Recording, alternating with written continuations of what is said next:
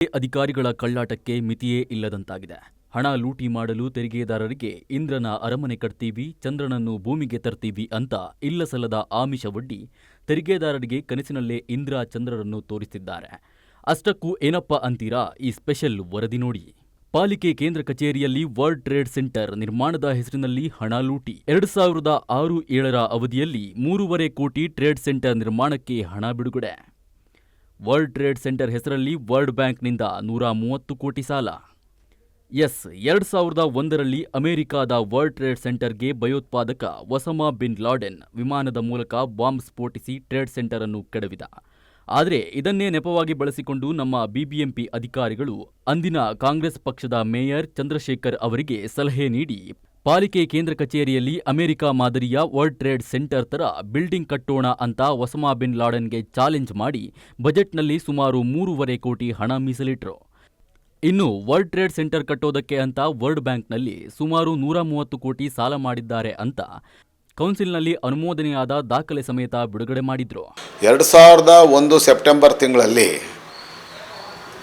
Osama bin Laden ಯಾವ ಅಮೆರಿಕದ world trade ಸೆಂಟರ್ನ ವಿಮಾನಗಳ ಮೂಲಕ ಹೊಡೆದುರುಳಿಸ್ದ, ಅದೇ ಮಾದರಿಯ ವರ್ಲ್ಡ್ ಟ್ರೇಡ್ ಸೆಂಟರ್ ಮಾದರಿಯ ಕಟ್ಟಡವನ್ನು BBMP ಕೇಂದ್ರ ಕಚೇರಿ ಆವರಣದಲ್ಲಿ ನಿರ್ಮಾಣ ಮಾಡ್ತೀವಿ ಅಂಥೇಳಿ 2004, 5, 5, 6 ಮತ್ತು 6-7 3 ಆಯೋಗಗಳಲ್ಲಿ ಒಟ್ಟು 3.5 ಕೋಟಿ ರೂಪಾಯಿ ಹಣವನ್ನು ಅದಕ್ಕೆ ನಿಗದಿ ಮಾಡಿ ಬಿಡುಗಡೆ ಮಾಡಿಕೊಂಡಿದ್ದು.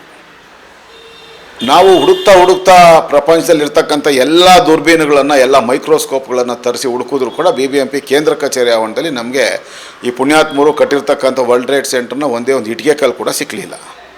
ಎಲ್ಲೋಯ್ತು ಈ ದುಡ್ಡು ಅಂತ ನೋಡಿದಾಗ ಇನ್ನು ಪಾಲಿಕೆ ಕೇಂದ್ರ ಕಚೇರಿಯಲ್ಲಿ ಟ್ರೇಡ್ ಸೆಂಟರ್ ನಿರ್ಮಾಣಕ್ಕೆ ಒಂದೇ ಒಂದು ಅಡಿಗಲ್ಲು ಕೂಡ ಇಟ್ಟಿಲ್ಲ.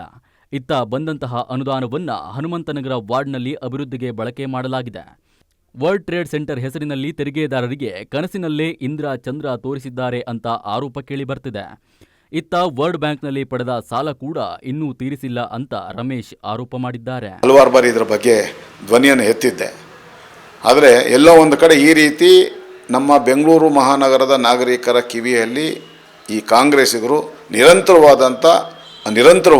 ನಿರಂತರವಾಗಿ ಹೂಗಳನ್ನು ಇಟ್ಟು ನಮ್ಮ ತಲೆಗೆ, ನಮ್ಮ ಕಣ್ಣಿಗೆ ಮಂಕುಬೂದಿಯನ್ನು ಏರ್ಚಿ ಬೇರೆ ಬೇರೆ ಹೆಸರಿನಲ್ಲಿ, ಬೇರೆ ಬೇರೆ ರೂಪದಲ್ಲಿ, ಬೇರೆ ಬೇರೆ ಯೋಜನೆಗಳ ಅನುಷ್ಠಾನದ ಹೆಸರಿನಲ್ಲಿ ಹಣವನ್ನು, ಸಾರ್ವಜನಿಕರ ತೆರಿಗೆ ಹಣವನ್ನು ಲೂಟಿ ಮಾಡಿರ್ತಕ್ಕಂಥದ್ದು ನಿದರ್ಶನಗಳು ನಮ್ಮ ಕಣ್ಣು ಮುಂದೆ ಇದೆ.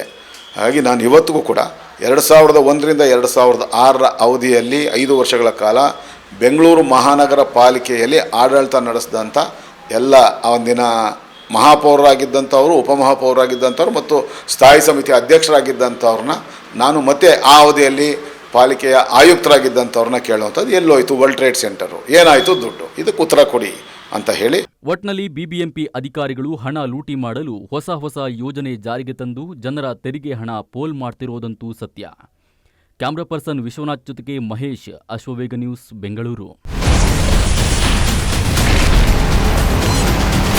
Ashwavega English News. Coming soon. Your channel, your voice, your trust.